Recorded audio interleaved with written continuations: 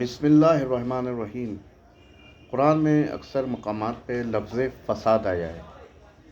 فساد زمین پہ برپا نہ کرو۔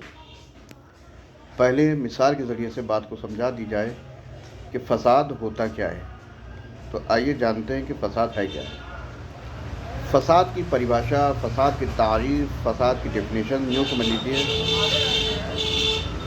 کسی بھی چیز کو اس کی جگہ سے ہٹا دینا یہ فساد ہے، یا اس جگہ پہ آ جانا جس جگہ پہ اس کو نہیں رکھا گیا یہ فساد ہے۔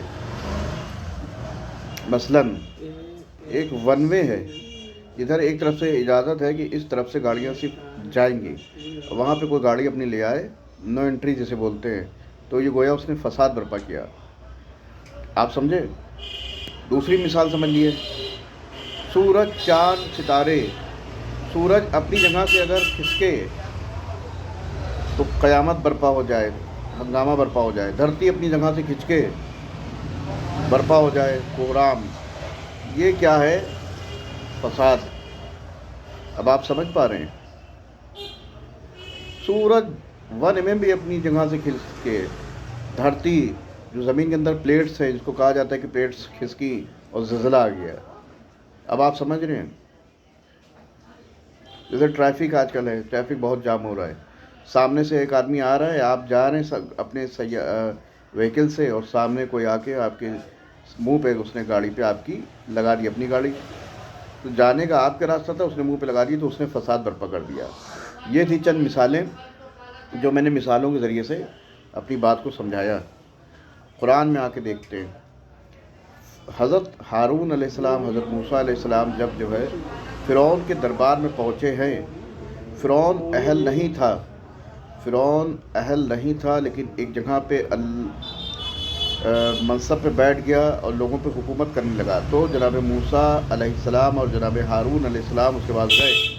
فرعون والے کہنے لگے کہ اے موسیٰ، یہ قرآن کی آیت میں پیش کر رہا ہوں، تو انہیں ایسے ہی جانے دے گا جو زمین پہ فساد برپا کرنا چاہتے ہوں اور تجھے تیرے منصب سے ہٹا دینا چاہتے ہوں؟ فرعون والے کہہ رہے تھے جناب موسیٰ کو فسادی کہہ رہے تھے۔ قرآن کی آیت ہے، یہ قرآن کی آیت ہے جس کا ترجمہ میں پیش کر رہا ہوں۔ فرعون والے، اس کے سردار، اس کے علماء جو تھے، وہ کہہ رہے تھے موسیٰ کو، ہارون کو، یہ لوگ فسادی ہیں۔ بیٹھا تھا منصب پہ خدا بن کے فرعون، لیکن فسادی کس کو کہا جا رہا تھا؟ حضرت موسیٰ کو، حضرت ہارون کو۔ کون کہہ رہا تھا؟ اس کی دربار کے پٹھو کہہ رہے تھے کہ اے موسیٰ، یہ لوگ زمین پہ فساد برپا کرتے ہیں۔ تو آج جہاں پہ آپ دیکھ رہے ہیں، جہاں پہ لفظ فساد آئے، تو دیکھیے کہ منصب پہ کون بیٹھا ہے۔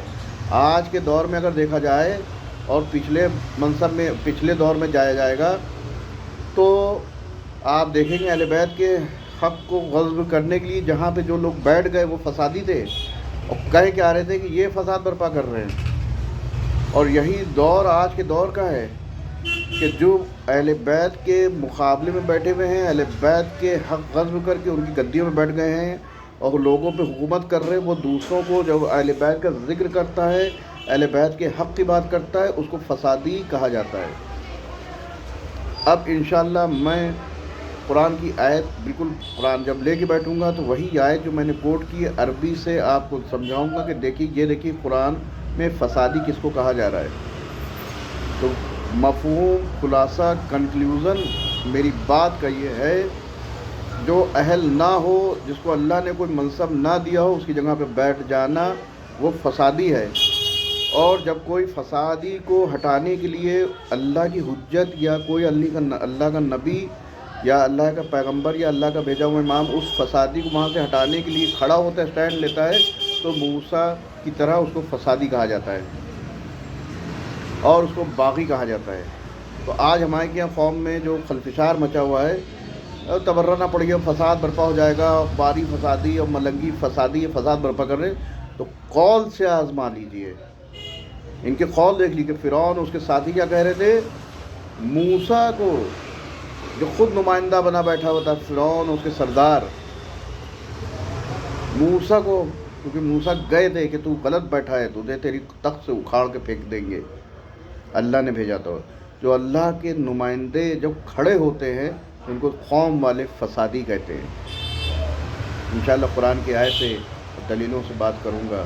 جن کو میری بات پسند آئے، جو میرا ویڈیو مستقل دیکھتے ہو، میرے چاہنے والے مخالفین تو ہیں، لیکن جو مجھے پسند کرتے ہیں، میرا بولنا پسند کرتے ہیں، میری باتیں جن کو پسند لگتی ہیں، جو حق گویائی جن کو پسند لگتی ہے، وہ چینل کو شیئر کریں، تاکہ ہو سکتا ہے کسی کی رہنمائی ہو جائے، گمراہی سے نکل کے ہدایت کے نور کی طرف آ جائے.